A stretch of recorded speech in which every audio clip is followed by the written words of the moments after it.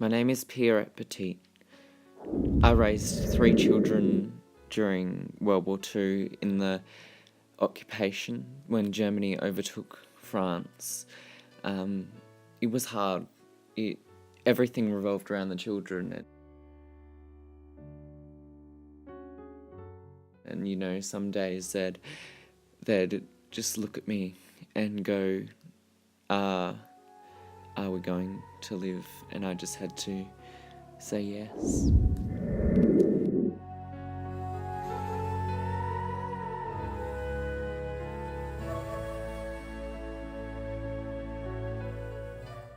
I just remember hearing a racket, and it just sounded like so many giants were just walking through the streets, and so many footsteps. And I remember the kids they became alarmed by it, and so I peered out the shutters and I saw the Germans.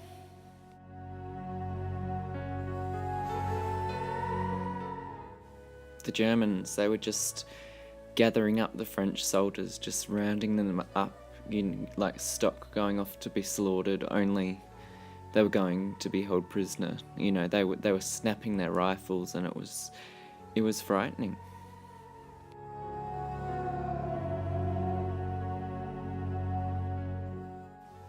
Not long after that happened, I remember the sound of our door crashing down as 2 fully armed German soldiers just searched our house, tore it to pieces, looking for 2 escaped prisoners. You know, the children and I were just in shock. We just stood there, silent.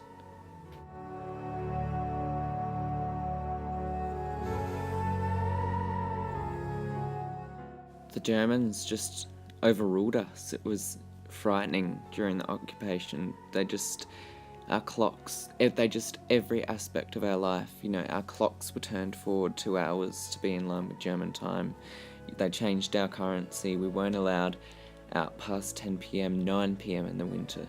And light couldn't have even been shone inside the house, or you'd be given a hefty fine. You know, we were prisoners.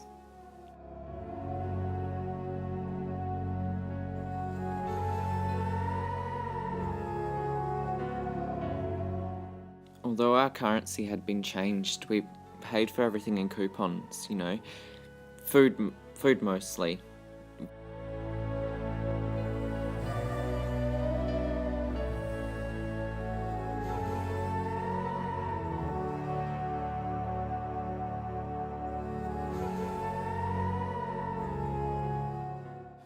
We were given pretty small rations, and the little that we got was of really poor quality. White bread was in fact grey, and coffee was just ground up barley.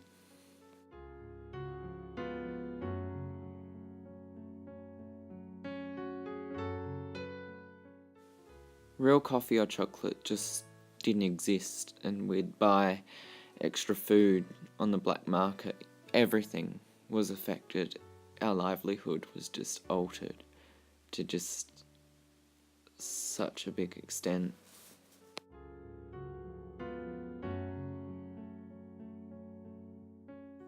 These times of desperation really saw us become resourceful and use our ingenuity, because I was making clothes for the kids out of curtains and using old cotton sheets to get thread. You know, everything was so expensive.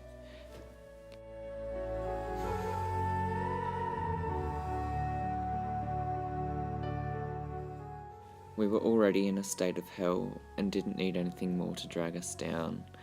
But my husband was killed whilst riding his bike. A bomb hit him.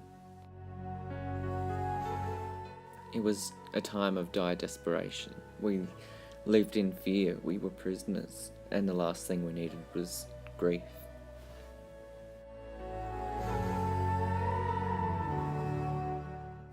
It only got worse from that time on.